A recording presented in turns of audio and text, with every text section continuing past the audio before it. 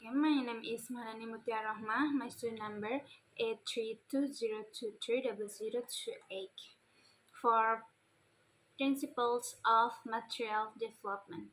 Untuk pengertiannya, untuk mengembangkan materi ada berbagai cara untuk menyampaikan pelajaran bahasa. Bisa menulis buku teks, bercerita, melihat iklan, saling bertukar pendapat, praktik berbahasa, atau membacakan puisi. Yang penting, semua metode yang mereka gunakan didasarkan pada pemahaman mereka tentang cara belajar bahasa yang paling efektif. Untuk cara belajar bahasa sendiri, ada berbagai macam cara, bisa melalui buku, bercerita, menulis, melihat iklan, saling bertukar pendapat, atau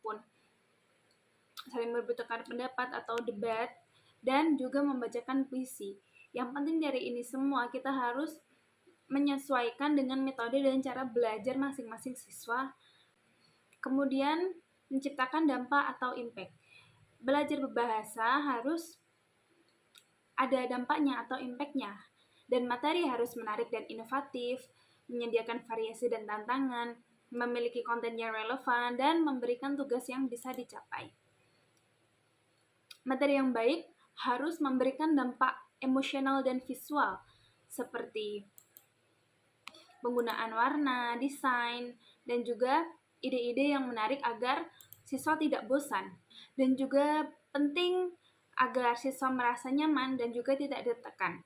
Gaya bahasa juga sebaiknya menggunakan bahasa yang mudah dipahami agar siswa tidak merasa tertekan. Kemudian, membangun kepercayaan diri.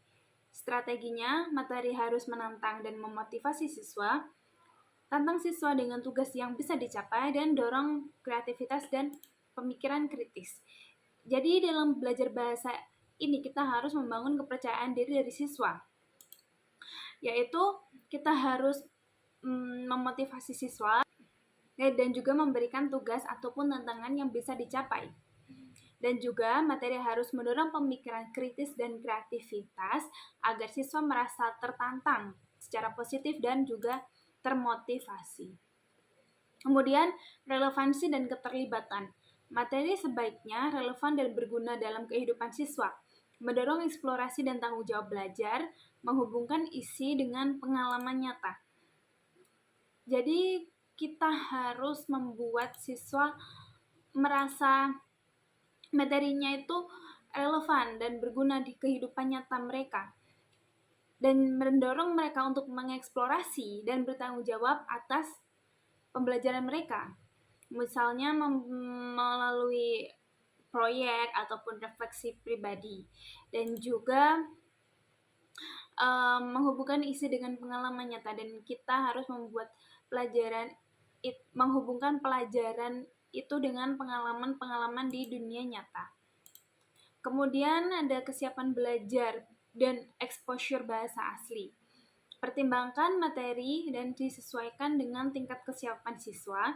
Hindari pengajaran prematur, sajikan input otentik yang bisa dipahami. Jadi materi harus sesuai dengan tingkat perkembangan siswa dan tidak terlalu terburu-buru. Dan juga penting untuk memberikan input otentik, yaitu bahasa asli yang digunakan dalam konteks agar pembelajaran lebih mudah dipahami. Kemudian penggunaan bahasa untuk komunikasi.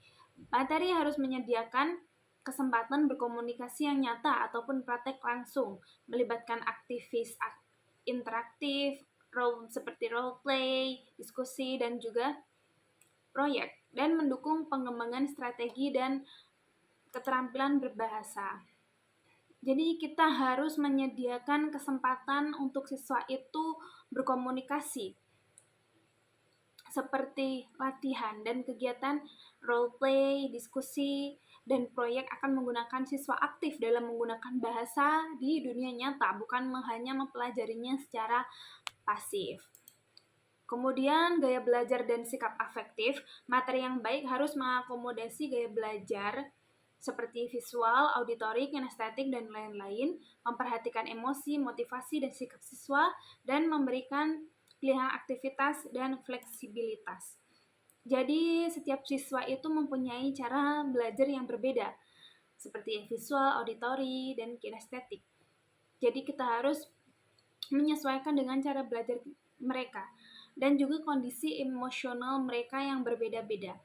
Maka sebaiknya materi harus mengakomodasi perbedaan dan menyediakan fleksibilitas ataupun fleksibel dan pemilihan kegiatan yang sesuai dengan minat dan kebutuhan mereka. Kemudian yang terakhir ada pendekatan yang manusiawi dan fleksibel, penekanan pada mengizinkan periode diam ataupun silent period bagi pemula, mendorong keterlibatan otak kanan dan otak kiri, fokus pada penggunaan nyata daripada latihan mekanis, fokus pada feedback berbasis hasil komunikasi, bukan sekedar akurasi. Jadi dalam belajar bahasa ini kita harus mengizinkan periode diam. Periode diam ini kita harus memberikan murid waktu sebentar untuk mencerna dan berpikir tentang pembelajarannya. Dan juga harus seimbang antara penggunaan otak kanan dan otak kiri. Dan fokus utamanya bukan hanya sekedar akurasi saja, tapi dari hasil komunikasi yang nyata dan juga bermanfaat. Mungkin segitu saja. Terima kasih.